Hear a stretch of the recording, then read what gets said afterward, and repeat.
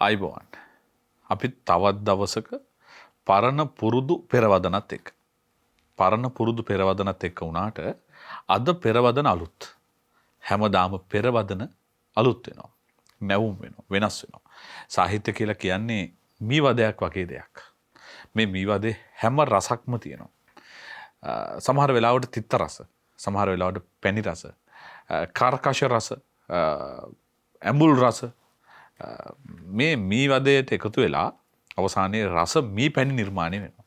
ඒ විදිහට තමයි සාහිත්‍යයක් නිර්මාණය වෙන්නේ. විවිධ තැන් වලින් පියාඹා එන මී මැස්සන් විවිධ රස වලින් පැණි ගෙනල්ලා මේ මීවදේ පුරවනවා. අවසානයේ රස මී පැණි නිර්මාණය වෙන්නේ. පෙරවදන පිරෙන්නේ ඒ රස මී පැණි වලින්. අදත් ඒ විදිහටම මී පැණි අරගෙන ඇවිල්ලා අපි මීවදයට එකතු කරලා ඒ රස ඔබට කියන්නයි සූදානම් වෙන්නේ. මගේ අතේ දැනට තියෙනවා පොත් දෙකක් ඒ වගේම මගේ මේසෙ උඩත් පොත් දෙකක් තියෙනවා ඔබට පේනවා ඇති මේ මගේ අතේ තියෙන එක පොතක් මගේ පුතුචේ ලියලා තියෙන්නේ අර්නස්ටෝ ගුවෙරා ලින්චි මේක මේ නම මේ පොත අමුතු කතාවක් හැබැයි මම අද දවසේදී අපිත් එක්ක සම්බන්ධ වෙන මේ කවුද කියලා ඔබට හඳුන්වා දීලා ඉන්න කතාව විතර ටික කියන්න කලින් අද අපිත් එක්ක මේ කතා බහට එකතු වෙන්නේ වෛද්‍ය මංජුල කල්දේරා අයිබෝන් මම මේ වෛද්‍ය කියන කොටස මෙතනින් ගලවලා පැත්තකින් තියලා ඒකට මම එකතු කරගන්නවා ලේඛක කියන කොටස. එතකොට අපිට පහසුයි ලේඛකයෙක් විදිහට සාහිත්‍ය ඇසුරු කරන කෙනෙක් විදිහට තමයි අද මේ වෛද්‍යතුමන් අපිත් එක්ක සම්බන්ධ වෙන්නේ. අර ඉන්ජෙක්ෂන් කට්ටක් අරන් විදින බේත් පෙති දෙන අපේ ලෙඩ සුව කරන වෛද්‍යවරයා හිත සුවපත් කරන වෛද්‍යවරයෙක් බවට පත් වෙනවා අද දවසේ ලේඛකයෙක් විදිහට. පසුවදනෙන් පටන් ගන්නවා. මොන අලුත් ආණ්ඩුවක්ද? මොන අලුත් නීතිද? පරණ ආණ්ඩුවම තමයි. පරණ නීතියම තමයි බං. අලුත් ආණ්ඩුව. පොතේ තියෙන පසුවදන. තව තැනක තියෙනවා. මහ බෝලෝ තමයි දැන් මට ඉන්න ගෑණි. මං කිව්වේ මිනිවල. මයි පුතා මැරුණා නෙව. ඔබතුමන්ලට පේනවනේ මම පණ පිටින් මොන තරම් විකාරයක්ද. මරණේ තට්ටු කරලා තියෙන්නේ වැරදි දොරට. මව හොයන් එන්නේ නැතුව මයි පුතා ගාවට ආවනේ. කාට මේ දුක කියන්නේ කියන කෙටි කතාවේ තියෙන එක කොටසක් තමයි මේක. මේ පොත අලුත් ආණ්ඩුව කියන කෙටි කතා සංග්‍රහය විශ්ව සම්භාව්‍ය කෙටි කතා පරිවර්තන කෘතිය තමයි මේක. දැන් අපේ වෛද්‍යතුමනි මේ සාහිත්‍ය අපි දන්න තරමට විද්‍යාවට දුරයි. හැබැයි කොහොමද මේ විද්‍යාවෙන් ඉදිරියට ගියපු ඔබ සාහිත්‍ය ළඟ නතර වෙන්නේ? ඔව් මෙහෙමයි ඉතින් විද්‍යාවයි සාහිත්‍යයයි දුරයි කියලා එහෙම ඈතකට කරලා තියන්න පුළුවන් දෙකක් නෙමෙයි. පුද්ගලයෙක් වශයෙන් ගත්තොත් හැම පුද්ගලයෙක්ම තමන් කරන වෘත්තිය ඒක තමන් ලබපු අධ්‍යාපනය මත තීරණය වෙලා වෙනම පැත්තකට ගියත් හැම කෙනෙක් තුළම සාහිත්‍යයට නැඹුරුවක් පොතපත කියවීමට යහපත් සංගීතයට හොඳ චිත්‍රපටි නැරඹීමට නැඹුරුවක් අත්‍යවශ්‍යයෙන්ම තිබිය යුතුයි. ඒ නිසා ජීවන ඔබ කිව්වා වගේ විද්‍යාව හෝ වේවා තමන් කරන වෘත්තිය මත පදනම් වෙලා වෙන් කරන පුද්ගලයෝ වෙන් කිරීමට මම ඇත්තෙම කැමති නෑ. සාහිත්‍යය කියන්නේ හැම දෙනා තුළම තියෙන දෙයක් නිසා මේ දෙක අතර ගැටුමක් එහෙම නොතිබිය යුතු එහෙම තියෙන්නේ නෑ කියලා තමයි මට හිතෙන්නේ. ඔබ කොහොමද සාහිත්‍යයට මේ නැඹුරුව වෙන්නේ? දැන් මට අපි අද කතාව පටන් ගමු ටිකක් වෙනස් විදිහට. වෙනදා අපි කතා කරනවට වඩා ඔබ කොහෙද අධ්‍යාපනය ලබන්නේ මුලින්ම? මම ප්‍රාථමික අධ්‍යාපනය ලබන්නේ හොරණ ශ්‍රීපාලි මහාවිද්‍යාලයෙන්. ඊට පස්සේ ශිෂ්‍යත්ව විභාගය සමත් වෙලා මම එනවා කොළඹ රාජකීය විද්‍යාලයට. උසස් පෙළින් පස්සේ වෛද්‍ය විද්‍යාලය මගේ පේරාදෙනින් තමයි මම වෛද්‍යවරයෙක් හැටියට පිට වෙන්නේ. ඉක්මනටම අධ්‍යාපන කටයුතු ටික කියලා ඉවර කළා. දැන් පේරාදෙණි විශ්වවිද්‍යාලය දක්වාම අපි ආවා. පදිංචිය කොහෙද? මුල් පදිංචිය ඔබේ? මගේ ගම හොරණ ඉඳලා කිලෝමීටර් 5ක් කළුතර පැත්තට යනකොට අපි ඉතින් ඔය කළුගම් මිටියාවතට අයිති කට්ටිය කළුගඟ අයිනේ ජීවත් වෙච්ච පරම්පරාවලට අයිති පුරුකක් තමයි මම. කළුගම් මිටියාවතේ සිට මහවැලි මිටියාවතෙක් ජීවිතේ ගමන් කරනවා. ඒ කියන්නේ පේරාදෙණි විශ්වවිද්‍යාලයට. මහවැලි ගන්ධෑලේ ආදරේ විඳින පේරාදෙණි සරසවිය ඔබේ ජීවිතේ එක නැවතුමක්. දැන් මේ තැන්වලදී අපි දන්නවා ඒ වගේම තමයි ශ්‍රීපාලි නැත්නම් හොරණ කියලා කියන්නේත් අපේ මේ මැදිරියටම බොහෝ දෙනෙක් ඉතින් මට ඇත්තටම මේක හරි හුරුයි හොරණ තක්ෂිලාව ශ්‍රීපාලිය මේ සාහිත්‍යකරුවන් විශාල ප්‍රමාණයකට උපත දුන්නු තැනක්. බොහෝ දෙනෙක් පොත් ලියන අයගේ කතන්දර ඇතුලේ අවසානයේදී කොහෙද ඉස්කෝලේ ගිහලා හම හොරණ ගැන කතා කරපු තැන් මේ මැදිරියේ ඔය අසුනේ තියෙනවා. ඒ නිසා හොරණ ශ්‍රීපාලියට හොරණ තක්ෂිලාවට ඒ ගෞරවය හිමි වෙනවා. ඔබ ඊටාම විශිෂ්ට දරුවන් මොන පැත්තෙන් ඉස්සරහට ගියත් ඔවුන් සාහිත්‍යයත් එක්කත් ගනුදෙනු කරන්නන් බවට පත් කරපු සොඳුරු ගම්පියසක් සොඳුරු විද්‍යාල කීපයක් තමයි මේ විද්‍යාල කීපේ ඒ ගෞරවය ඔබ පාසල් දෙකටම හිමි වෙනවා. දැන් මේ ඔය කොතනදිද ඔබ සාහිත්‍යයට නැඹුරු වෙන්නේ? පොත්පත් කියවන්න ගන්නේ ලියන්න ගන්නේ කොයි කාලෙද? ඒක සිද්ධ වෙන්නේ මෙහෙමයි. අපේ ගෙදර මහ ගෙදර තියෙන්නේ ඇත්තටම ගමේ පන්සලේ අල්ලපු ඇටි. ඒක හින්දා පොඩි කාලේ ඉඳලම පන්සලේ ආభాෂය මට ලැබෙනවා. ඉතින් ඇත්තටම කියනවා නම් පන්සලට ගෙදරට වඩා වැඩිපුර කාලය ගත වුණේ පන්සලේ තමයි. අපේ පන්සලේ නම වැලිකැටැල්ල ශ්‍රී පුණ්‍යක්ෂේත්‍රාරාමය. පන්සලෙන් දහම් පතපොත වගේම දැන් ඔය අපි මගේ බාලාවදිය කියන්නේ 80 ගණන් වල මැද හරිය අග හරිය වෙනකොට පන්සලේ වැඩ ඉඳිය අපේ තරුණ ස්වාමීන් වහන්සේලා කියවපු ඊට අමතර පොත් රාශියක් තිබුණා. විශේෂයෙන්ම සෝවියට් පරිවර්තන ඒ වගේම රාවය ඒ දවස්වල සංගරාව ඔය 88 89 ඔය කාලේ මම හිතන්නේ සෝවියට් පරිවර්තන කියවන එක ටිකක් භයානක වැඩක්. ඇත්ත ඔබ කියන කාරණේ ඇත්ත. ඒ වුණත් අග තියාගත්තත් මම හිතන්නේ ප්‍රශ්නයක් ඇති වෙච්ච කාලයක් තිබ්බා. ඒක හරි. ඒ කාලේනේ ඔය කියන්නේ? ඔව්. ඒත් කොහොම හරි අපිට ඒ ආభాෂය ලැබුණා. පන්සලෙන් එක පැත්තකින් දහම් පත පොත ලැබෙනවා අනිත් පැත්තෙන් අනිත් ස්වාමීන් වහන්සේලා කියවපු රුසියානු නවකතා කෙටි කතා පොත් වගේම ඒ කාලේ කාලීන සංගරා කියවන්න ලැබෙනවා. ඒ දෙකෙන්ම ලැබපු පෝෂණය තමයි ඉස්සරහට ගියේ. ඊට පස්සේ පාසලේදී විෂය බාහිර පොතපත කියවන්න පටන් ගන්නවා පාසල් පුස්තකාල වලින්, ගමේ පුස්තකාලයෙන්, හොරණ අපේ තියෙනවා ප්‍රදීපා පුස්තකාලය කියලා හොරණ ප්‍රාදේශීය සභාවෙන් පටන් ගත්තු.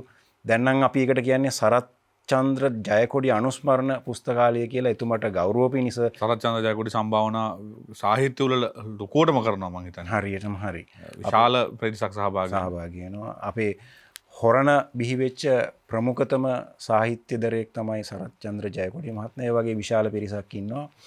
ඉතින් ඒ ආශ්‍රයෙන් කියවීම වැඩි දියුණු වෙලා ඔබ කිව්වා වගේම පෙරදෙණිය විශ්වවිද්‍යාලයේදී වෛද්‍ය අධ්‍යාපනයට අමතරව අපිට මහා සම්පතක් තිබුණා පෙරදෙණියේ තියෙන මේ මහා පුස්තකාලය. ඉතින් පුස්තකාලය පාවිච්චි කරපු වෛද්‍ය ශිෂ්‍යෝ කීප දෙනාගෙන් එක්කෙනෙක් මම. ඒකේ තියෙන මහා පොත් කන්දරාවෙන් චරිත කතා චරිතාපදාන වලට තමයි මගේ වැඩිදුර හිත ගියේ. ඊට අමතරව ප්‍රබන්ධ සහ ප්‍රබන්ධ නොවන පොත් ගොඩක් කියවන්න අවස්ථාව ලැබුණා. මේ ඔය කියවීමේ කතන්දරය දුරදිග ගිහිල්ලා තමයි අන්තිමේදී අපි ලියන්න පටන් ගන්න තැනට එන්නේ. මේ කතාබහේදී කියවිච්ච නිසා අපි ගෞරවයෙන් සිහිපත් කළ යුතුයි හොරණ ප්‍රදීප පුස්තකාලේ සරත්චන්ද්‍ර ජයකොඩි සම්භාවනා සාහිත්‍ය උළෙල ඉතාම විශිෂ්ටාකාරයෙන් පවත්වනවා. ලංකාවේ තියෙන හොඳම සාහිත්‍ය උළෙලක්. ඒ සාහිත්‍යයෙන් ලැබෙන පෝෂණය දරුවන්ට රටේම ඉන්න අයට ලොකු පිටුවහලක් වෙනවා. ඒ වගේම දැන් පුස්තකාල දෙකක් ගැන කියවනවා. එකක් තමයි පේරාදෙණිය විශ්වවිද්‍යාලයේ පුස්තකාලය. ඔබ දැන් නම් පේරාදෙණිය විශ්වවිද්‍යාලයේ පුස්තකාලයට ගියාම සමහර වෙලාවට පොඩි කලකිරීමක් හිතෙනවා. මොකද මේ පුස්තකාලය මෙච්චර සම්පතක් තිබිලා ඇයි මේ පුස්තකාලය දරුවන්ගෙන් පිරීලා නැත්තේ කියලා හිතන වෙලාවල් තියෙනවා. සමහර පරීක්ෂණ වලට ගියපු වෙලාවට ටිකක් ජන ශූන්‍ය තැනක් පේරාදෙණියේ සරසවි පුස්තකාලය පොත් ශූන්‍ය තැනක් නෙමෙයි. පොත් පිරුණු සිසුන් අඩු තැනක් බවට පත් වෙලා තියෙනවා. ඔබ ඔය කියන ස්ථාන දෙකම. දැන් මේ පොත මගේ පුතු චේ කියන පොත මේ පුත ගැන විශේෂයෙන් කතා කළ යුතුයි. මොකද මේ කතුවරයා ගැනත් කතා කරන්න ඕන නිසා. හැබැයි මේ කතුවරයා ගැනත් මේ පොත ගැනත් කතා කරන්න කලින් මම මේ පරිවර්තකයා ගැන කතා කරන්න ඕනේ. දැන් ඔබට මේ සෝවියට් පොතපත කියවීමේ ඇසුර ලැබෙනවා. සෝවියට් පොතපත වලට ඔබ ඇලුම් කරන්න ඇති. එතකොට විශ්වවිද්‍යාල ශිෂ්‍යෙක් තීරණාත්මක කාලයක මේවත් එක පොඩි සමාජවාදී නැඹුරුවක් තියෙනවද මේ චේට ප්‍රේම කිරීමක් හෝ චේ ගැන මේ වගේ පොතක් හදිසිය පරිවර්තනය කරන්න හේතු වුණේ? එහෙම ඇත්තම එහෙම ලොකු නැඹුරුවක් නැහැ. පොඩි කාලේ ඉඳලා වුණාට චේ ගුවෙරා කියන චරිතයට ආකර්ෂණයක් තිබුණා. සමහර විට ඔහුගේ බාහිර රූපකාය වෙන්නේ නැති. පස්සේ තමයි දැනගන්නේ රූපකායට යටින් ඉඳිය මහා කැපවීමක් කරපු මිනිස්සු වෙනුවෙන් කැපවීමක් කරපු චරිතයක් කියලා. එතකොට ඉතින් ඔහු ගැන ලියවිච්ච පොතපත කියවන්න පටන් ගන්නවා. තවත් චේගුවේරා පිළිබඳ ලිවෙච්ච චරිතාපදාන රැසක් සිංහලට පරිවර්තනය වෙනවා. ඒවා කියවන්න පටන් ගන්නවා. ඒ අතරේ තමයි මේ විශේෂ පොත මට ලැබෙන්නේ. ඒක ලැබෙන්නේත් මහා අපූර්ව විදිහකට අපේ සාහිත්‍යවේදී චූලානන්ද සමරනායක මහත්මයාගේ පුස්තකාලයේ තිබිලා ඔහු මට දෙනවා. දීලා කියවලා ඉවරනාට පස්සේ මං ඒ වෙනකොට මගේ මුල්ම කෘතිය අලුත් ආණ්ඩුව කියන අපේ කෙටි කතා එකතුව. ඉතින් මගේ තියෙන හැකියාවල් ඔහු අඳුරගෙන ඔහු මට කියනවා මේක කවුරුවත් කරලා නැහැ. මේක සිංහලට ආයුතු පොතක්. මල්ලි ඔයා කරන්න බලන්න කියලා එතුමාගේ ආශිර්වාදයෙන් එතුමාගේ මඟ පෙන්වීම යටතේ තමයි ওই පොත ලියවෙන්නේ එළියට එන්නේ. ඒ කියන්නේ චූලානන්ද මහත්තයත් ලංකාවේ ඉන්න විශේෂිත පරිවර්තකයෙක්. ඔහුත් ඔය හොරණ පාසල් ඇසුරෙන් බිහි වෙච්ච කෙනෙක්. දැන් එහෙම ඉන්න කෙනෙක් විදිහට දැන් මේ සාහිත්‍යයේ තියෙන්නේ මේ යාළු මිත්‍රකම් මෙහෙම තිබිය යුතු තැනක් නේ. නැත්නම් සාමාන්‍ය සාහිත්‍ය කියලා කියන්නේ මේ මමයි හොඳම පොත පරිවර්තනය කරන්න ඕනේ. යාට මම දෙන්නේ නැහැ කියන තැනක ඉන්න සාහිත්‍යයක් සමහර වෙලාවට අපිට පේනවා. එහෙම පෙනුනා මේක කැතයි. ඒක ලස්සන දෙයක් නෙමෙයි. හැබැයි මේ විශිෂ්ට පරිවර්තකයා ඔබට දෙනවා මේ පොත පරිවර්තනය කරන්න කියලා. දැන් අපි මේ පොත ගැන කතා කරමුකෝ. මේ පොත මම ඔබට පෙන්නන්න. සමහරට ඔබට මේ පොත මෙහෙම බලද්දි පෙනේවි. තව ටිකක් ලං වෙලා. මේ පොත ලස්සන කවරයක් තියෙන්නේ. සංජයාපාසනි රත්න කරපු කවරයක්. මේ පොතේ නම මගේ පුතු චේ. රචකයා මුල් කෘතියේ රචකයා අර්නෙස්ටෝ ගුවෙරා ලින්චි. කවුද මේ අර්නෙස්ටෝ ගුවෙරා ලින්චි කියන්නේ? චේගුවේරාගේ පියා.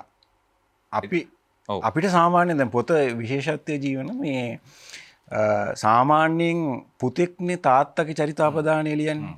නමුත් ඒකේ අනිත් පැත්ත. තාත්තා තමයි ලෝකයේ හැමෝගෙම සිත් සතන් දිනාගත්ත මේ අපූර්ව චරිතය ගැන ලියන්නේ. ඒක බොහොම සුවිශේෂයි.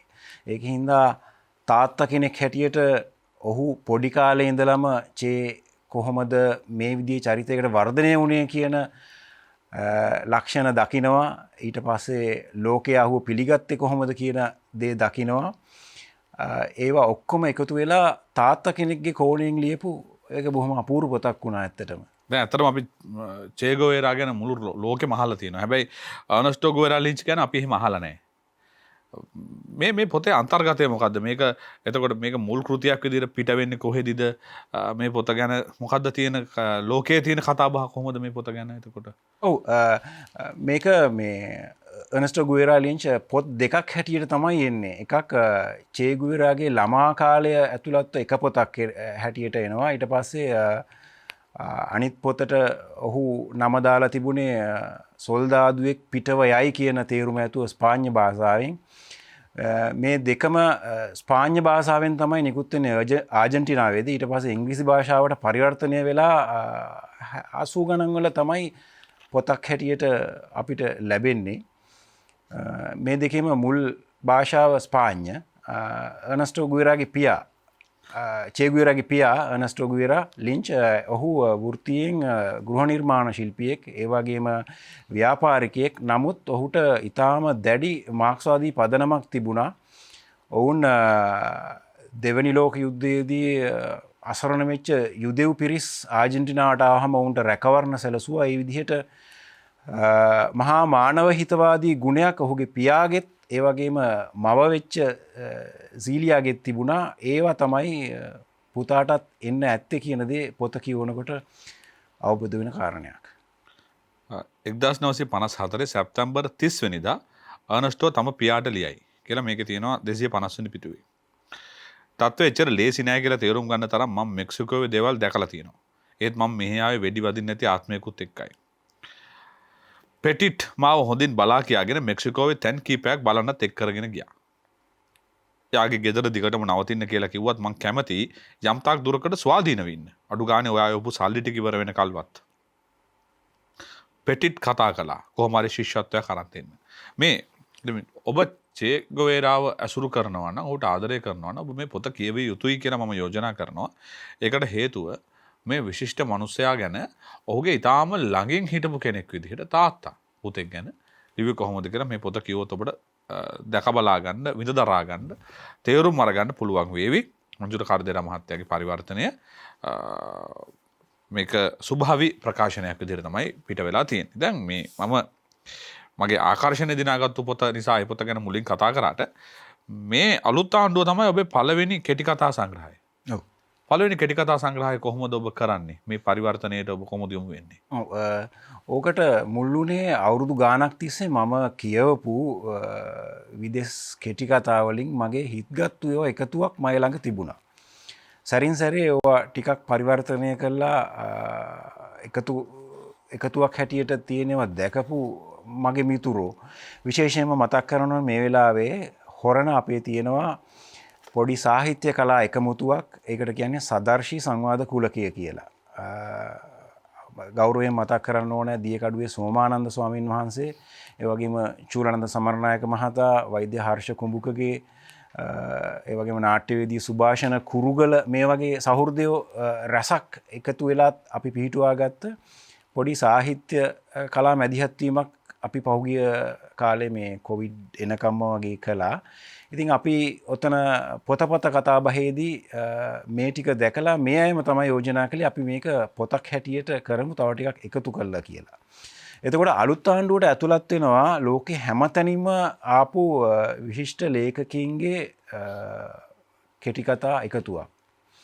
විශේෂයෙන්ම මේකට නම යොදලා තියෙන අලුත් ආණ්ඩුව The New Constitution කියලා සාදත් හසන් මන්ටෝගේ තිබ්බ කෙටි කතාවක් තමයි පරිවර්තනය කළේ. ඒකත් අපිට බොහොම සමීපයි. අපි බොහොම බලාපොරොත්තුවෙන් පිහිටුවාගත් රජයන් ඒ විදිහට කටයුතු කරන්නේ නෑ වගේ කියලා දැනෙන හැඟීමට සමාන හැඟීමක් තමයි මේකෙත් තියෙන්නේ. අලුත් ව්‍යවස්ථාවෙන් ඉන්දිය ජනරාජ්‍යය බිහි වෙනකොට ඒක කොහොමද මේ රික්ෂෝකාරයෙක් දේශපාලන ක්‍රියාකාරකයෙකුට දැනුනි කියන කතන්දරය තමයි මේකේ තියෙන්නේ. ඊටාම රසවත් කෙටි කතාවක්. ඒ වගේම මේකේ තියෙන සමහර කෙටි කතා රචකයෝ අපිට මීට කලින් හම්බ වෙලා තියෙනවා. ඒ වගේම ඇතැම් අය ලංකාවට පළවෙනි වතාවට තමයි හඳුන්ලා දෙන්නේ. හොඳම උදාහරණය මේකේ ඉන්නවා බියට්‍රිස් ලම්වාකා කියලා උගන්ඩා ලේඛිකාවක්. ඇය ලියලා තියෙනෙත් කෙටි කතා කීපයයි. ඒකෙන් මම තෝරාගත්තා සමනල් සිහින The Butterfly Dreams කියන කෙටි කතාව. ඒකේ කියවෙන්නේ යුද්ධයෙන් බැටකාපු අප්‍රිකානු ගමක දැරියකගේ කතාවක්. බොහොම අනුවේදනීය ඛේදනීය කතා පුවතක්. අපිට ඉතාමත් සමීපයි අපේ අත්දැකීම් එක්ක. අන්න ඒ වගේ කෙටි කතා ටිකක් මේකට එකතු වෙනවා. දැන් ඇත්තටම මේ කෙටි කතා සංග්‍රහය මම නිකම් පෙරලා බලුවාමත් මේ කෙටි කතා සංග්‍රහය ඇතුළේ අපිට තේරෙනවා මේ කෙන්යාව ඉන්දියාව මේ හැමතැනම ඉන්න ලෝකේ ප්‍රකට ලේඛක ලේඛිකාවෝ සහ අප්‍රකට ලේඛක ලේඛිකාවෝ මේක ඇතුළේ ඉන්නවා. එතකොට මේ කෙටි කතා ටික ඔබ තෝරගනිද? ඇත්තටම ඔබ මුල්ම කෘතිය රචනා කරනවා මේ මොහොතේ. එතකොට දැන් මුල්ම කෘතිය රචනා කරනවා කියන එක ලේසි වැඩක් නෙමෙයි. කොහොමත් පොතට පතට ප්‍රේම කරන කෙනෙකුට ජීවිතයේ එක්තරා තීරණාත්මක තැනක් තමයි පළවෙනි පොත රචනා කරනවා කියන එක. ඒක මුද්‍රණය කරන එක දක්වාම පොඩි වැඩපිළිවෙලක් අපි හදා ගන්න ඕනේ. ඉතින් උදව් පදව් හම්බෙන්නේ නැහැ නේද? එහෙම සමහර තැන්වලදී සමහර පොතක් මුද්‍රණය කරන්න අපි ගියාම මුද්‍රණ කරුවා විසින් ප්‍රතික්ෂේප කරනවා. අලුත් පොතක් මේව විකුණන්න බෑ. විශේෂයෙන්ම කෙටි කතා කවි පොත්වල ඔය ප්‍රශ්නේ තියෙනවා. එතකොට ඔබ මේ කෙටි කතා ටික තෝරගත්ත විදිය හරි. මේ කොහොමද ප්‍රකාශකයව තෝරගත්තේ ඔබ? කොහොමද ඔබට ප්‍රකාශකයා ඔබ පිළිගත්තේ? ඔබ නොපිළිගත්තද පිළිගත්තද හා කිව්වද බෑ කිව්වද මොකක්ද උනේ පළවෙනි පොත? ප්‍රකාශකයාත් එක්ක මගේ මිත්‍රත්වයකුත් තිබුණා. ඔහු ඒ වන විටත් පොත් රසක් ප්‍රකාශයට පත් කරලා තිබුණා. විශේෂයෙන්ම ස්වභාවික ප්‍රකාශකයෝ කියන්නේ පරිවර්තන රසක් ඉතාමත් හොඳ මට්ටමේ පරිවර්තන රසක් අපේ සාහිත්‍යයට එකතු කරපු ප්‍රකාශන සමාගමක්. ඔහු ස්වභාවික ප්‍රකාශනයේ අධිපති නිශාන්ත පරණගම මහත්මයා සිහිපත් කරන්න ඔහු කෙටි කතා ටික කියවලා හොඳ ටිකක් තෝරගෙන තියෙනවා අපි කරමු කිව්වා එච්චරයි. ඇත්තටම මේකේ මට එහෙම ලොකු අසිරුතාවයක් ඇති වුණේ නැහැ. ප්‍රකාශකයා සාහිත්‍ය පිළිබඳ ඉවක් දැක්මක් තියෙන කෙනෙක් වුණාම පොතක් ප්‍රකාශයකට පත් කරන එක ලේසි වැඩක්. පරිවර්තන සාහිත්‍ය කියලා කියන්නේ වෙනමම සාහිත්‍ය ශානරයක්. මේක හරියට නොකොලොත් මුල් කෘතියටත් ඔබ විසින් පරිවර්තනය කරන කෘතියටත් පාඨකයාටත් මුල් ලේඛකයාටත් සියලු දෙනාටම සිද්ධ වෙන විශාල හානියක්. ඒක සමහර විට ලංකාවේ සමහර පොත් කියවද්දි වෙලා තියෙනවත් අපිට පේන තැන් තියෙනවා. සමහර සාහිත්‍ය කෘති ඉතාම විශිෂ්ට ලෙස හොඳ කියවීමක් සහිතව හොඳ අධ්‍යයනයක් සහිතව හොඳ නිර්මාණශීලීත්වයක් සහිතව කරපු දේවල් විදිහට අපි දැකලා තියෙනවා. දැන් ඔබ හිතන්නේ මම මේ අහන්නේ පොදු ප්‍රශ්නයක්. මේ පොදු ප්‍රශ්නෙන් පස්සේ ඔබේ පුද්ගලික ප්‍රශ්න වලට අපි යමු. ලංකාවේ පරිවර්තන සාහිත්‍යය ඇත්තටම ඔබ හිතන්නේ මොන තැනකද තියෙන්නේ අද වෙනකොට? හොඳ තැනක තියෙනවද? නැත්නම් ගැටලු තියෙනවද? ඔව් ගැටලුත් තියෙනවා. ඒ වුණාට මේ දකින්න තියෙන සුවිශේෂීම දේ තමයි අපේ ස්වතන්ත්‍ර නිර්මාණ පරයා පරිවර්තන කෘතිවලට වෙළඳ පොලක් හැදිලා තියෙනවා. ඒකෙන් ඇතිවෙච්ච නරක ප්‍රතිඵලය තමයි බොහොම ඉක්මනට පරිවර්තන කරන පිරිසක් බිහි වෙලා තියෙනවා. ඉතින් විදේශීය භාෂාවකින් අපි බොහෝ වෙලාවට ඉංග්‍රීසි භාෂාවෙන් පළවන කෘතියක්නේ සිංහලට ගේන්නේ. කෘතියක් පරිවර්තනය කරනවා නම් ඒ අදාළ කෘතිය ලියවිලා තියෙන සමාජ ආර්ථික ඓතිහාසික දේශපාලනික පසුබිම ගැන අවබෝධයක් ඇත්තටම තියෙන්න ඕනේ. එහෙම නැතුව ඉංග්‍රීසි විතරක් ඉංග්‍රීසි සිංහලයි දෙක දරන් හිටපු පළියට වෙන් කරන්න බැරිද? එතකොට ඉංග්‍රීසි දන්නවනම් පොතක් පරිවර්තනය කරන්න පුළුවන්. ඉංග්‍රීසි වලින් සිංහලට හරවන එක තමයි මේ සිද්ධ වෙලා තියෙන්නේ. එහෙම කරන්න බැරිද එතකොට ඔබ කියන දේ? ඔව් කරන්නත් පුළුවන්. ඉතින් ඒක එහෙම තාක්ෂණික වැඩක් නෙමෙයි. එහෙම කරන එක අසාධාරණයක්. ඔව්. ඇත්තටම මේ සාහිත්‍යය කියන්නේ එහෙම මේ අනිත් පැත්ත පෙල්ලන එකමත් නෙමෙයි. එතන පරිවර්තකයාගේ තියෙනවා යම් නිර්මාණශීලී සාහිත්‍යයට බර දෙයක් තියෙන්න ඕනේ. එතකොට පරිවර්තනය කිරීමේදී පොත ගැන පරිවර්තක මුල් කෘතියේ ලේඛකයා ගැන අවබෝධයක් ඇත්තටම තියෙන්න ඕනේ. ඔහුගේ මුල් කෘති අඩු ගානේ කියවලවත් තියෙන්න ඕනේ. ඒ කෘතියට සමකාලීනව ලියවෙච්ච අනිත් කෘති එහෙම. එහෙම නැතුව ඉතින් එකපාරට පොතක් අරගෙන මේ පැත්තකින් මේ ශබ්දකෝෂයක් තියාගෙන පරිවර්තනය කරන්නත් පුළුවන්. එතකොට එහෙම වෙච්චි පොත් රැසක් ඇවිල්ලා තියෙන හින්දා අද පාඨකයාට ඇත්තටම හරි අමාරු වෙලා තියෙනවා හොඳ පරිවර්තන කෘතියක් තෝරගෙන කියවන්න. දැන් ඔබේ පොත ගත්තම දැන් ලුයිජි ජිරැන්ඩලෝ කියලා කියන්නේ ඉතාලියන්. ඊට පස්සේ බියට්‍රිස් ලම්වාකා අප්‍රිකාවේ. සමහරු ඉන්දියාවේ. සමහර අය දැන් අචෙබේ කියලා නයිජීරියානු ලේඛකයෙක්. ඒතකොට මේ විදිහට ගත්තම චාල්ස් ඩිකන්ස් ඔවුන් ඉංග්‍රීසි. දැන් මේ විදිහට අරගත්තම දැන් ඔබට විශාල මහන්සියක් දරන්න සිද්ධ වෙනවානේ මේ විවිධ රටවල් වල දේශපාලන ආර්ථික කාරණා හොයන්න සිද්ධ වෙනවා. මේගොල්ලන්ගේ පසුබිම ගැන බලන්න සිද්ධ වෙනවා. ඉතින් මේ වගේ පරිවර්තන කෘතියක් කරන්න ඔබට කොච්චර කාලයක් ගත කරන්න වෙනවද? ඇත්තටම මේ ඕක එක මාසෙකින් දෙකකින් අවුරුද්දකින් කරපු දෙයක් නෙමෙයි. මම අවුරුදු ගාණක් තිස්සේ ඒ කියන්නේ විදේශ කෙටි කතා කියවන්න පුරුදු වෙලා අපි හිතමු අවුරුදු 20ක් විතර වගේ කාලයක් තිස්සේ කියවලා හිතට වැදිච්ච ඒවා එකතු වෙලා ආපු එකක්. ඒක හින්දා මේකේ පරිශ්‍රමය කොච්චරද කියලා එහෙම මනින්න අමාරුයි. ඉතින් ලියන්න බලාගෙන කියවපු කියවිල්ලක් තිබුණේ නෑ මට. ඒක හින්දා මේ ඇත්තටම දැනුත් මේ එහෙම පොත් මහා විශාල ප්‍රමාණයක් ලියන්න පරිවර්තනය කරන්න හැකියාවක් නෑ අපේ අනිත් වැඩත් එක්ක. ඒකින්ද බොහොම සීමිත සාහිත්‍ය කටයුතු ප්‍රමාණයක් විතරයි මට කරන්න පුළුවන්. ඉතින් කියවන දේ තමයි මූලික දේ. ඒ අතරේ හිතට වැදෙන අපේ සමාජයට වැදගත් වෙන යමක් හම්බ වුණොත් ඒ දේ කරන්න පරිවර්තනය කරන්න තෝරගන්න එක තමයි මගේ පිළිවෙත. අපි පරිවර්තන සාහිත්‍ය ගැන දන්න දේවල් වලට වඩා නොදන්න දේවල් ගොඩක් තියෙනවා.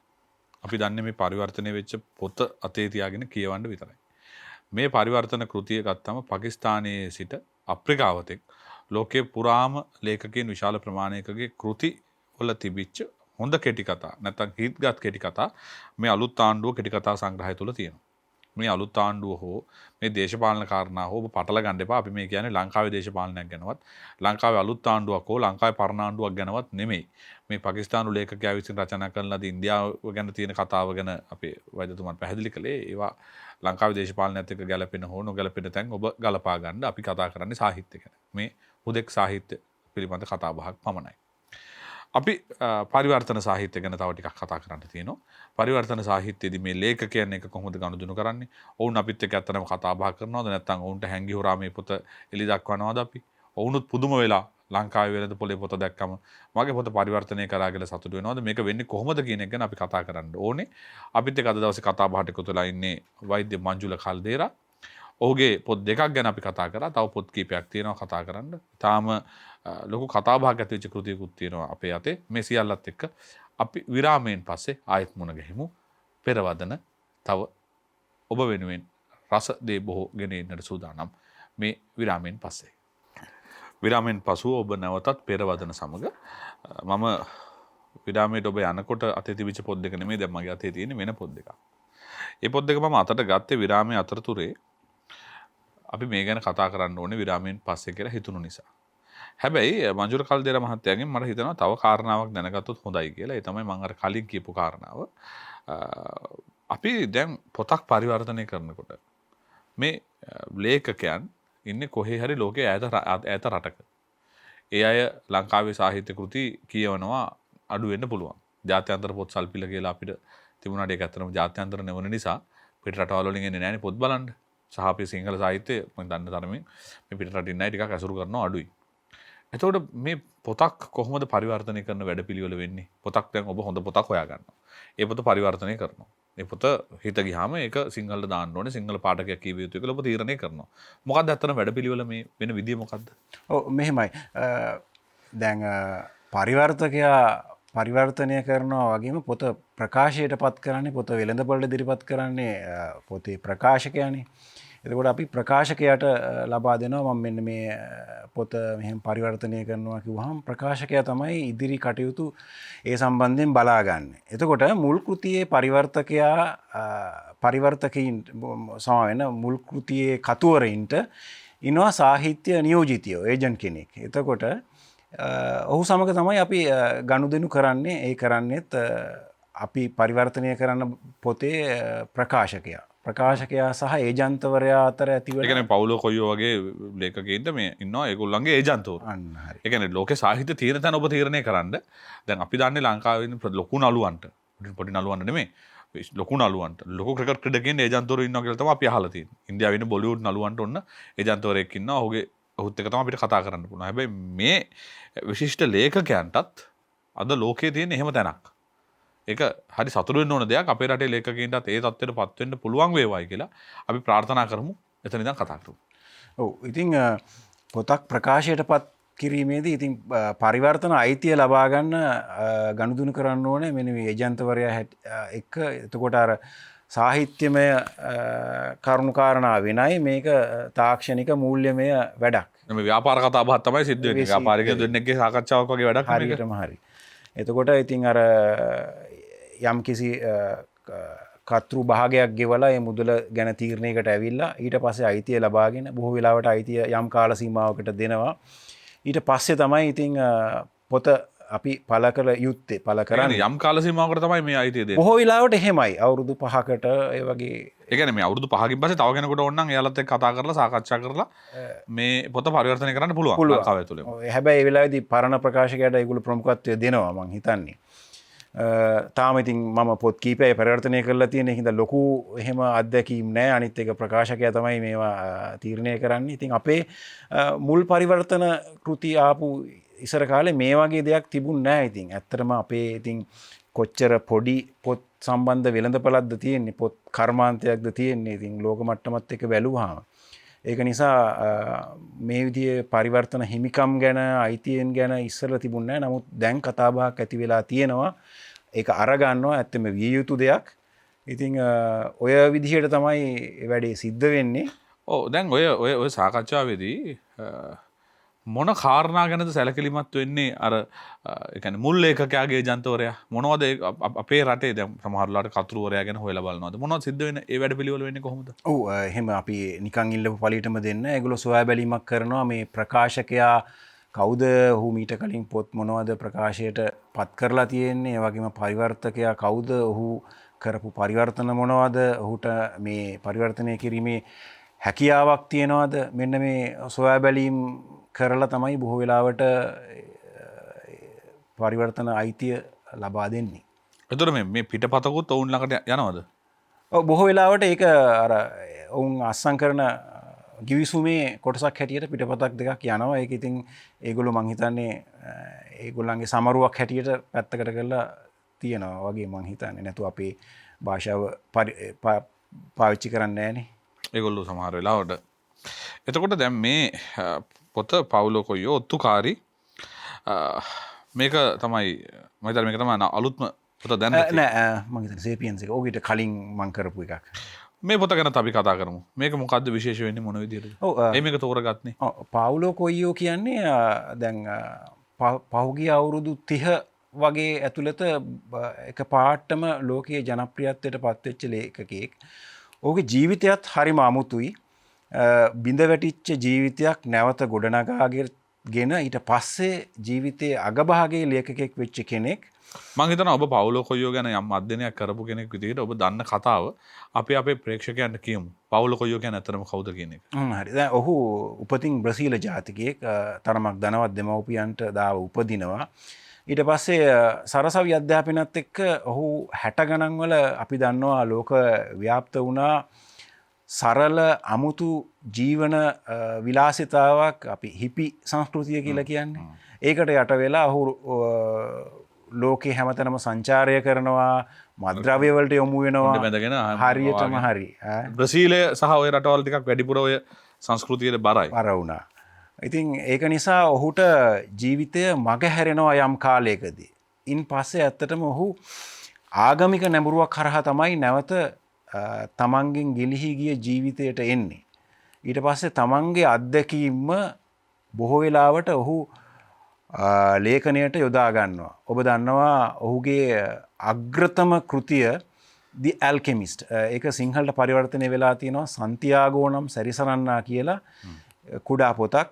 ඉතාම රසවත් ජීවිතයේ ඉලක්කයක් ඔබ හඹා යද්දී ඔබ ඉලක්කයකට කැප වෙද්දී මුළු ලෝකෙම ඔබට ඒ සඳහා උදව් කරනවා. කොහොමද ඔබ ඉලක්ක කරා යා යුත්තේ කියලා ඊටාම මනරම් විදිහට ලියවිච්ච අපූර්ව කෘතියක්. ඒකට පාදක වෙන්නේ ඔහුගේම ජීවිත අත්දැකීම්. ඉතින් පවුලෝ කොයියෝට එන එක චෝදනාවක් තමයි ඔහුගේ බොහෝ කෘතිවල අන්තිමේදී දැඩි ආගමික නැඹුරුවක් තියෙනවයි කියන එක. ඒ චෝදනාව එසේ තිබියදී වුවත් ඔහුගේ කෘති අමුතුයි වෙනස් ලෝකයේ බොහෝ පිරිසකට වෙනස් විදිහට හිතන්න ජීවිතය අලුතෙන් දකින්න පුරුදු කරපු ලේඛකයෙක් තමයි පවුලෝ කොයියෝ කියන්නේ. දැන් ඒ චෝදනාව ඔබත් කරනවද පවුලෝට? ඇතම් කෘතිවල තියෙනවා. ඒ වුණාට ලේඛකයෙක්ගේ ඔහුගේ තියෙන නැඹුරුතාවයක් දිහා බලලා ඔහුගේ සම්පූර්ණ ජීවිතය හෝ ඔහුගේ සම්පූර්ණ කෘති සියල්ල ගැන ඒ විදිහට දකින්න බෑ. සමස්තයක් හැටියට ගත්තහම ඔහුගේ කෘති ලෝකය වෙනස් කරන්න දායක වෙච්ච ඒවා. ඒ ගෞරවය ඔහුට දී යුතුයි. අපි අපේ සාහිත්‍ය ගැන කතා කරනකොට අපේ සාහිත්‍යයේ ඉන්නේ මේ පුංචි රටේ වර්ග කිලෝමීටර් 65610යි. මම දන්නේ දැන් චුට්ටක් අඩු වැඩි වෙලා ඇති. සාමාන්‍ය නිශ්චිත ගාන තමයි 65610 ලංකාවේ. වර්ග කිලෝමීටර් 65610ක් ඇතුළේ ඉන්න මේ පුංචි ජන ජීවිතයට වෙනස්කම් කරන්න බලපෑම් කරන්න පුළුවන් සාහිත්‍යකරුවෝ ලංකාවේ බිහි වෙලා තියෙනවා. හැබැයි බිලියන 7කට වැඩි විශාල ලෝකයේ වෙනස්කම් කරන්න මිනිසුන්ට අලුතින් හිතන්න පුළුවන් පරිසරයක් නිර්මාණය කරන්න ලෝකේ පුරා තැන් තැන් වල ඇවිදිමින් හිටපු මේ සැරිසරන්නාට පුළුවන් වුණා නම් ඒක අපූර්ව දෙයක්. ඔබ ඔත්තුකාරී ඒ තෝරගත්තේ කියලා කිව්වේ නෑ. ඔව් ඔත්තුකාරී කියන කෘතියට පාදක වෙන්නේ අපි කවුරුත් දන්න ලෝකයේ ආන්දෝලනයකට තුඩු දුන්නු චරිතයක්. මාතාහාරී කියන ඇත්තෙන්ම ඇය ඔත්තුකාරියක්.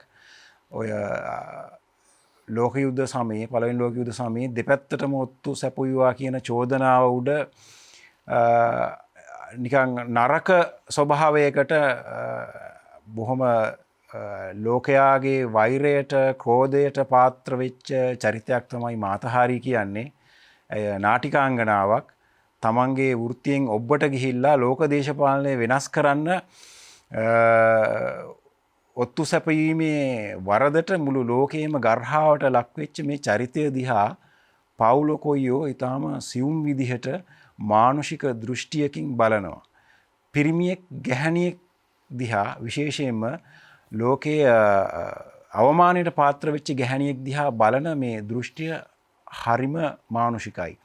ඊටාම සංවේදී. අනේ දැක්ම හින්දා තමයි මේක මට සිතට කාවැදුනේ අපි සිංහල පරිවර්තනය කරන්න තෝරගත්තේ.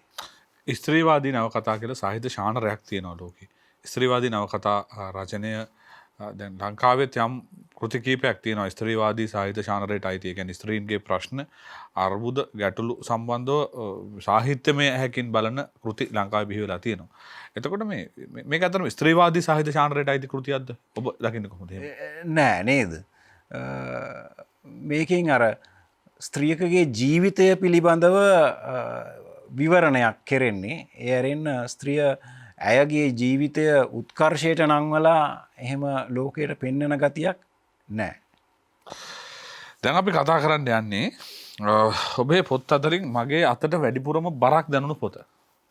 මගේ අතට බරක් දැනෙනවා වගේම මේ සාහිත්‍යයටත් මේ බර දැනෙනවා.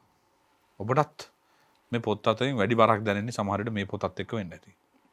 පිටු වැඩි නිසා නෙමෙයි මම මේ බරයි කියලා කියන්නේ. පොත ලොකු නිසා නෙමෙයි බරයි කියලා කියන්නේ. අන්තර්ගතයේ යම් බරක් යම් ශක්තිමත් ගතියක් මේ පොතේ තියෙනවද කියලා මට හිතෙනවා. මේක මගේ හැඟීම. ඔබ පිළිගන්නත් පුළුවන් නොපිළිගන්නත් පුළුවන්. සේපියන්ස් අපි කතා කරමු සේපියන්ස් පොත ගැන. ඔව් ජීවන. ලෝකයේ අවුරුදු 10කට 15කට සැරයක් පොතක් එනවා. ලෝකවාසීන්ගේ දැක්ම තමන් ගැන තමන්ගේ මානව වර්ගයා ගැන ලෝක ඉතිහාසය ගැන අලුතින්ම හිතන්න පෙළඹෙන මේක ඒ ජාතියේ පොතක්. පොතේ කතුවරයා ජුවල් නොවා හරාරි කියන ඊශ්‍රායල් ජාතික ඉතිහාසඥයා.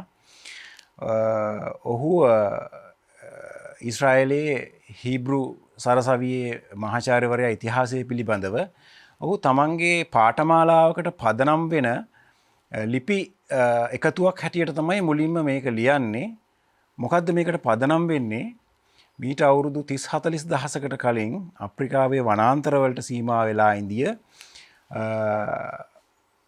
වානර පවුලෙන් පැවත ආපු ආදිතම මිනිසා දැන් අද වන විට ලෝකයේ අතික්‍රමණය කළා ලෝකය පාලනය කරන මට්ටමට අනිත් විශේෂ ජීවී විශේෂ සත්ත්ව විශේෂ පරයලා මේ තත්ත්වයට පත් වුණේ කොහොමද කියන එක තමයි ඔහු මේ පොතින් කතා කරන්නේ. එතකොට ඉතිහාසඥයෙක් හැටියට ඉතිහාසය කියන විෂයේ පමණක් නොවෙයි. ඔහු මේ සඳහා පාදක කරගන්නවා පුරාවිද්‍යාව, ජීව විද්‍යාව, ප්‍රවේණි විද්‍යාව සහ වර්තමානයේ තාක්ෂණය, ඊට පස්සේ වාග් විද්‍යාව මේ ආදී වශයෙන් අපිට අල්ලගන්න පුළුවන් ශේස්ත්‍ර මහා ගොඩකින් දැනුම් සම්භාරයක් එකතු කරගෙන මේ බොහෝ වෙලාවට මේ කරුණු අපි ඇත්තටම දන්න දේවල්. ඒවා ක්‍රමානුකූලව පෙළගස්වමින් තමන්ගේ කතන්දරය කියපු ඊටාම අපූර්ව පොතක් තමයි මේ සේපියන්ස් කියලා එළියට එන්නේ මීට අවුරුදු 8කට 9කට විතර කලින්. දැන් මට මේ ඔබ කතා කරමින් ඉන්නකොට හිතච්ච කාරණාව මම මේ ඔබෙන් අහන්නේ. අපි නිතරම කියනවානේ ලෝක සාහිත්‍යයේ වෙනස්කම් කරන්න පුළුවන් වෙච්ච කෘති බිහි වුණා. ලෝකයට බලපෑම් කරන්න පුළුවන් කෘති බිහි වුණා ලෝකයේ සාහිත්‍ය. දැන් අපි කිව්වා පාවුලෝ කොයියෝට පුළුවන් වුණා මේ ලෝකේ වෙන විදිහකට හිතන තැනටපත් කරන්න. ඒ වගේම ඔබ කියනවා සේපියන්ස් කියලා කියන්නේ ලෝකේ අවුරුදු ගානකට සැරයක් බිහි වෙන නිකන් වෙනස් විදිහකට මිනිස්සුන්ට හිතන්න පුරුදු කරන කෘතියක්. ලෝකේටම බලපෑම් කරන්න පුළුවන් කෘති ඊශ්‍රායලෙන් බිහි වෙනවා. බ්‍රසීලෙන් බිහි වෙනවා. ස්පාඤ්ඤ භාෂාවෙන් බිහි වෙනවා. ඇයි මංජුල මහත්තයෝ මේ ඔබට දැනෙන්නේ නැද්ද? ඔබට පේන්නේ නැද්ද මේ ලංකාවේ සාහිත්‍යය තුළ කවදාවත් එහෙම දෙයක් වෙන්නේ නැහැ වගේ එකක්? ඒකට ඔබ මොකක්ද හිතන්නේ? ඔබ විදේශ කෘති අසුරු කරන කෙනෙක් විදියට. ඕකට හොඳ උත්තරයක් තියෙනවා. මේ මං හිතන්නේ දැන් සේපියන්ස් ලියපු යුවල් නොවා හරාරි ඔහුගේ පොතේ උපග්‍රන්ථයට ඇතුළත් කරලා තියෙනවා තමන් මේකට පාදක කරගත්තු තමන් කියවපු පොත්පත් ඔහු ගිය වෙබ්සයිට් මූලාශ්‍ර අති විශාල ප්‍රමාණයක්. ඒකම තියෙනවා සාමාන්‍යයෙන් පිටු 30ක් 40ක් විතර. ඉතින් අන්න ඒ වගේ ලොකු කැපවීමකින් තමයි අර විදිහේ කෘතියක් එන්නේ. ඉතින් අපිට ඇත්තටම ඒ වගේ කැපවීමක් කරන්න පුළුවන් ලේඛකයෝ ඉන්නවද? ඒ විදිහේ ලේඛකයන් නඩත්තු කරන්න පුළුවන් පරිසරයක් සමාජ ආර්ථික දේශපාලනික පරිසරයක් අපේ රටේ තියෙනවද? අන්නේ ප්‍රශ්නය අපේ ඉදිරියේ තියෙනවා. දැන් මීට අවුරුදු 40කට 50කට කලින් ලංකාවේ තිබ්බ පරිසරය නෙමෙයිනේ අද තියෙන්නේ. ඒ කාලේ මාර්ටින් වික්‍රමසිංහ මහත්තයාගේ පොත්, සරච්චන්ද්‍ර මැතිතුමාගේ පොත් යම්තාක් දුරකට මේ දූපතෙන් එළියට ගියා. ඒ ඔවුන්ට තමන්ගේ සාහිත්‍ය සහ පර්යේෂණාත්මක කටයුතු කරන්න තිබ්බ නිදහස, ඒ සඳහා තිබ්බ ඉඩකඩ නිසායි, ඒවැ තිබ්බ අන්තර්ගතය එච්චර සාරවත් වෙච්ච නිසායි අන්න ඉඩ සැලසුණි. දැන් අපේ තියෙන පරිසරය අනුව ඇත්තෙම අපේ ලේඛකයින්ට ඒ වගේ ඉඩක් බොහොම අඩුයි නේද? ඒක හින්දා එහෙම නොවෙනවාමත් නෙමේ, ඒවා අර ජාත්‍යන්තරයට පිටට යෑමේ ක්‍රමවේදයේ ගැටලුවකුත් තියෙනවා ඇති කියලා නිකන් මට හිතෙනවා. ඒකට ලොකුම මේ අඩුව අරක තමයි මට දැනෙන හැටියට. හැබැයි මාර්ටින් වික්‍රමසිංහ මහත්තයා ජීවත් වෙන කාලේ, සරච්චන්ද්‍ර ජයකොඩි මහත්තයා ජීවත් වෙන කාලේ, මහගමසේකර මහත්තයා ජීවත් වෙන කාලේ අපිට ජාත්‍යන්තර පොත්සල් පිල් තිබුණේ නැහැ. බිග් බෑඩ් වුල්ෆ් ලංකාවට ආවේ නැහැ. හැබැයි දැන් අද වෙනකොට ජාත්‍යන්තර පොත්සල් පිලක් අපිට තියෙනවා. නමට හෝ ජාත්‍යන්තර පොත්සල් පිලක් අපිට තියෙනවා. ඇත්තටම සාහිත්‍යයට ඒ පොත්සල් පිලෙන් විශාල සේවයක් නොවෙනවා නෙමෙයි. පොත් ටික විකුණ ගන්න, පොත් ටික බලන්න, ලේඛකගේ මුණ ගැහෙන්න ලොකු වැඩක් වෙනවනේ. එතකොට බිග් බෑඩ් වුල්ෆ් වගේ ලෝකයේ තියෙන පොත්සල් පිල් ලංකාවට එනවා. දැන් මෙහෙම සාහිත්‍ය ඇසුරක් නොතිබිච්ච කාලේ ලෝකෙට අපේ සාහිත්‍ය කෘති ගියාට දැන් මේ සාහිත්‍ය දැන් මේ වැඩ ටික වෙනකොට ඔබ හිතනවද මේ සාහිත්‍යයට අවශ්‍ය කරන උදව්ව අපිට ලැබෙන්නේ නැහැ කියලා? ලියන අයගෙන් නෙමෙයි මං කියන්නේ. ලේඛකයන්ගෙන් නෙමෙයි. ලේඛකයන්ට අමතරව ව්‍යාපාරිකයන් පිරිසක් මේ වැඩේට සම්බන්ධ වෙලා තියෙනවනේ. එක පැත්තකින් මුද්‍රණකරුවන් විදියට, තව පැත්තකින් ප්‍රකාශකයන් විදියට, තව පැත්තෙන් අලෙවිකරුවන් විදියට, තව වෙනත් ව්‍යාපාරික දේවල් තියෙනවා මේ පොතත් එක්ක පොත වට කරගත්තු. මේ අයගෙන් ලැබෙන්නේ නැද්ද දැන් ඉන්ඩස්ට්‍රි එකක් විදියට උදව්වක්? ඔබ කියන ඇත්ත ඒ කාරණේ මට තේරෙනවා. ඒ වුණාට වෙනවද නැද්ද මං අහන්නේ? වෙනවා. ඇත්තම මේ ගෞරවයෙන් සිහිපත් කරන පොත් ප්‍රකාශකයෝ සහ ඒ සම්බන්ධ කර්මාන්තයක් හැටියට විහිදිලා තියෙන හින්දා තමයි මේ විදිහටවත් සාහිත්‍ය අපේ රටේ රැකිලා තියෙන්නේ. ඒ ගෞරවය උන්ට දිය යුතුයි. ඒ වුණත් ඇත්තෙම සාහිත්‍ය පොතපත කියවීම මිනිස්සුන්ගේ ජීවිතවලට කොච්චර දුරට බද්ධ වෙලා තියෙනවද? දැන් අපි මාර්ටින් වික්‍රමසිංහ මැතිතුමාගේ ගම්පෙරළිය ගත්තොත් වාර කීයක් මුද්‍රණය වෙලා තියෙනවද? පිටපත් කීයක් අලෙවි වෙලා තියෙනවද? අපේ කී දෙනෙක් කියවලා තියෙනවද? කී දෙනෙක් අතරට ගිහිල්ලා තියෙනවද? ඒ මුල් යුගයේ. ඉතින් අද වෙනකොට පොත් ප්‍රකාශකයෙක්, පොත් පරිවර්තකයෙක්, ලේඛකයෙක් පොතක් ප්‍රකාශයට පත් කරලා ඒකෙන් පිටපත් කීයක් විකිනෙනවයි කියලා ඇත්තටම අපි හිතනවාද? ජනතාව අතරට කොච්චර යනවයි කියලා තියෙනවද? මෙතන තියෙන මූලිකම ගැටලුව කියවීම අපේ ජීවන විලාසයක්, ජීවන විලාසිතාවක් ඔබ හරි. විලාසිතාවක් හැටියට අපේ ජීවිතවලට බද්ධ නොවීම. ඒක නිකන් කියවීම ජීවිතේ කොටසක් කරගත්තු පිරිස බොහොම අඩු වෙලා යන ස්වරූපයක් නේද තියෙන්නේ. අනිත් එක කියවන පිරිසත් කියවන්නේ මොනවද කියන ගැටලුව අපි අතර තියෙනවා.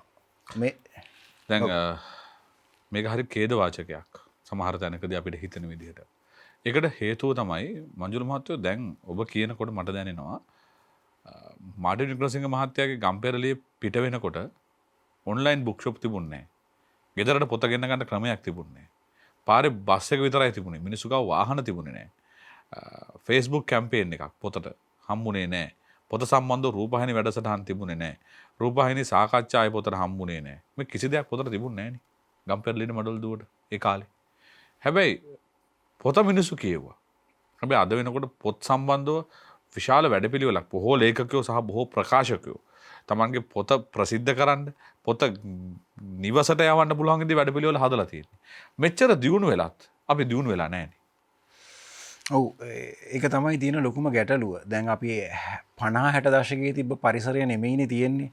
සමාජ දේශපාලනික පෙරලි ගොඩක් වෙලා මේ අද දවසේ කියවීමට සාමාන්‍ය පුද්ගලයෙකුට දවසකට පැය කීපයක් නෙමේ අඩු ගානේ පැය භාගයක්වත් වෙන් කර ගැනීමේ හැකියාව ඇත්තටම තියෙනවද? අපි බොහොම හිරවෙච්ච කොටු වෙච්ච චක්‍රයකට මැදි වෙච්ච ජීවන රටාවකට යොමු වෙලා තියෙන්නේ. ඒක නිසා මුලින්ම අපෙන් අතෑරලා තියෙන දෙයක් තමයි කියවීම. ඉතින් පොත් ප්‍රකාශකයෝ ලේඛකයෝ ඊටාම ඔබ ඇත්තටම සඳහන් කරපු මාර්ග වලින් කොච්චර වලි කෑවත් කියවීම අපේ ජීවන විලාසයක් අපේ ජීවිතයට බද්ධ වෙච්ච දෙයක් විය යුතුයි. එහෙම නොවන තාක්කල් මේ දේ උඩින් පාවි තියෙන ස්වභාවයක් විතරයි තියෙන්නේ. අපිත් එනවා පොතක් ගැන කතා කරනවා. ඊට පස්සේ Facebook එකේ පොතක් ගැන පෝස්ට් එකක් යනවා. ওই විදිහට උඩින් අපි කතා කරනවා. නමුත් ඇත්තටම පොතපත අපේ ජීවිතවලට බද්ධ විය යුතුයි. ඒක බටහිර රටවල කොච්චර තාක්ෂණය ආවත් කොච්චර වෙනත් ක්‍රම ආවත් ඊබුක්ස් ආවත් ඔඩියෝ බුක්ස් ආවත් තාම මුද්‍රිත පොතපතට තියෙන තැන ඇත්තටම වෙනස් වෙලා නැහැ. ඔබ බලන්න සුප්‍රකට ලේඛකගේ පොතක් කියනකොට එලි දකින්නකොට පොත් සාප්පුවල පාන්දර 4-5 ඉඳලා මිනිස්සු පොර කනවා. අපේ ඉතින් එහෙම සංස්කෘතියක් ඇත්තේ නැහනේ. අපි දියුණුයි. හැබැයි අපි දියුණු වෙලා නැහැ. අපි දියුණු වෙලා තිබුණාට අපි සමහර තැන්වලදී අපිට බොහෝ දේ මග ඇරිලා. ඒ කියන්නේ අපි පසුතැවිලි වෙන ගමන් හෙට මොකක් හරි අලුත් දෙයක් වෙයි කියලා බලාපොරොත්තු තියාගෙන ඉමු. ඒ බලාපොරොත්තු අතරතුරේ ඔබ හෙට එන පොත මොකද්ද? අලුතින් එන පොත මොකද්ද? ඉක්මනට අපි කියමු මොකද අපි අන්තිම මට ඇත්තටම දැන් යොමු වෙලා තියෙන්නේ වැඩි හරියක් මම ප්‍රබන්ධමය නොවන කෘතීන් පරිවර්තනයට මීළඟට මගේ එන්න නියමිතයි.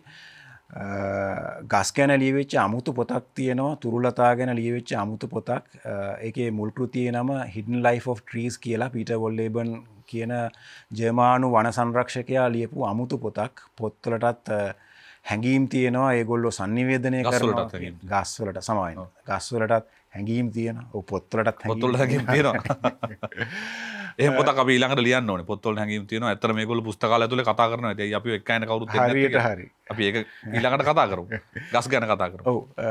ඒකින්ද පරිසරය හා සම්බන්ධ බොහොම මනරම් පොතක් එන්න නියමිතයි. ඊට පස්සේ මේ දවස්වල වැඩ නිම වෙමින් පවතිනවා Human Kind කියලා මානව වර්ගයාගේ ඉතිහාසය පිළිබඳව වෙනත්ම දෘෂ්ටි කෝණයකින් ලියවිච්ච පොතක සිංහල පරිවර්තනය ඒකත් එන්න නියමිතයි.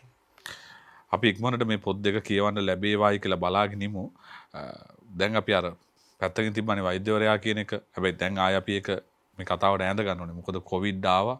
ඔබ වැඩ කරන්නේ විශාල රාජකාරි ගොඩක් තියෙන තැනක. අපි ඒ ගැනත් පොඩ්ඩක් කියමු. ඔව් මම දැන්ට සේවය කරන්නේ කළුතර ජාතික සෞඛ්‍ය විද්‍යායතනය කියලා අපේ රටේ තියෙන ප්‍රධානම සෞඛ්‍ය මහජන සෞඛ්‍ය සේවකයන්ට පුහුණුව ලබා දෙන ආයතනයේ ඒකේ අපි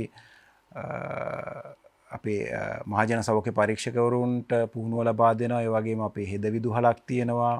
හෙද සොහොයුරියන්ට පුහුණුව ලබා දෙනවා. මේ වගේ පුහුණුවීම් රැසක් කරන වැදගත් ප්‍රධාන පෙළේ ආයතනයක තමයි දැනට මම සේවය කරන්නේ. මේ කතා බහ පසුවදනින් නිමා වෙනවා. පෙරවදනේ අද කතාව. හැබැයි එක තැනක් ඔබ සිහිපත් කරන්න මේ කතාවේදී ස්තුතියි වෛද්‍යතුමනි ඔබතුමාට අපිට කතා බහට එකතු වුණාට මේක මතක තියාගන්න. මතක තියාගත යුතු කාරණාව තමයි එතුමන්ම කිව්වා පොතක් කියවන්න පැය භාගයක් විතර හොයාගන්න අපේ මිනිසුන්ට වෙලාවක් නැහැ. ඔව් ඇත්ත කියලා. හැබැයි එතුමන් රාජකාරී කොච්චර කරන ගමන්ද මේ විදේශ නව කතා කෙටි කතා කියවමින් පරිශන ග්‍රන්ථ කියවමින් ඔබට අවශ්‍ය කරන පරිවර්තන වැඩේ කරන්නේ. එහෙමනම් ඔහුට පුළුවන් නම් ඒ අපිට බැරි. හිතන්න. පොතක් කියවන්න. පැය භාගයක් හොයාගන්න එක. රුපියල් 10,000 15,000 දවසකට හොයාගන්නව තරම් අමාරු දෙයක් නෙමෙයි. ඒ නිසා මේ සතියේත් වෙලාවක් හම්බුනොත් නෙමෙයි. හම්බුන වෙලාවක් ඉදී පොතක් කියවන්න. ඒ පොත් අතරට ඔබට පුළුවන් මේ පොතුත් එකතු කරගන්න. ඔහුගේ නම මංජුල කල්දේරා. තව දවසක අපි මුණ ගැහෙමු. පෙරවදනත් එක්ක, තව හිතක් එක්ක, තව පොතක් එක්ක. එහෙනම් ගිහින් එන්නම්. අදට හම්බෙමු තව දවස් 7කින්.